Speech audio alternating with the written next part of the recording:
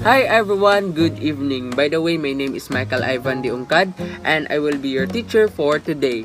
Earlier, Mr. Lapura tackles about the cone of experience, who is Edgar Dale, and the history itself. In continuation to his report, I'll be the one to discuss more about the cone of experience, and I will give some example for us to understand clearly what this is all about. So now, let's start. Cone of experience, or as we all know, it is a learning pyramid, and it explains the interrelationship of the various types of audio, visual, and media. For your information, the cone of experience has three categories, and the first one is the motor skills and attitudes, or the inactive or learning by doing, and the second one is the iconic experience or cognitive skills, learning through observation. And the last one is the symbolic experiences or the information, and it is learned through abstraction.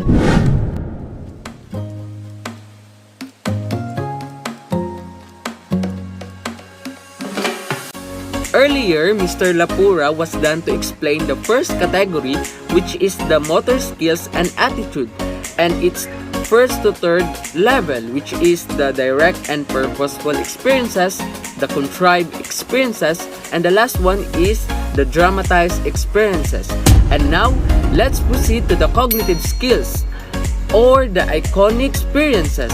In here, we can learn through observations. So what is cognitive skills and the different example of it? Cognitive skills is where the child acquires learning through observation.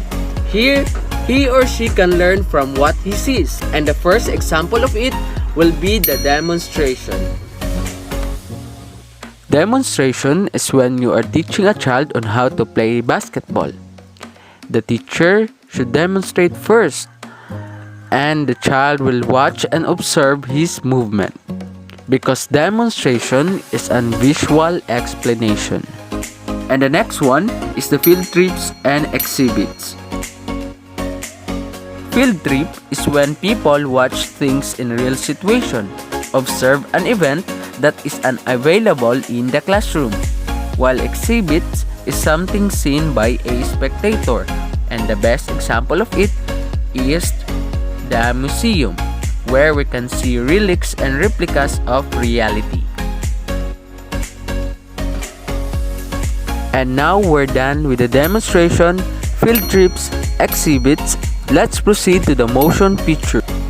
Motion pictures used to slow down a fast process. Viewing, seeing, and hearing experiences can recreate events with simplistic drama that even slower students can grasp. Example of it will be the slideshow and print films.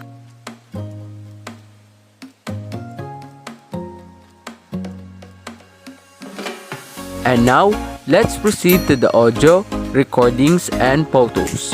Can often be understood by those who cannot read, helpful to students who cannot deal with the motion or pace of real event or television. Examples: listening to old radio broadcasts and listening to the period music. And now, let's proceed to the last category, which is the information or the symbolic stage, or learning through abstraction. In this stage, children are taught with the basic skills, and teachers or the facilitator feed the knowledge of verbal and visual. Visual symbols is no longer involved in reproducing real situations.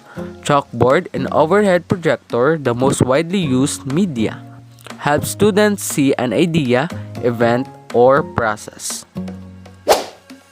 So we're done with the visual symbols. Now let's proceed to the last one, which is the verbal symbols. Verbal symbols are words, sentences, sounds, or other utterances that are said aloud in order to convey some meaning. I think that includes in my report. Thank you everyone for listening as well as cooperating. and I hope you have learned something from my discussion. And now, I will give the floor to the next reporter. Thank you.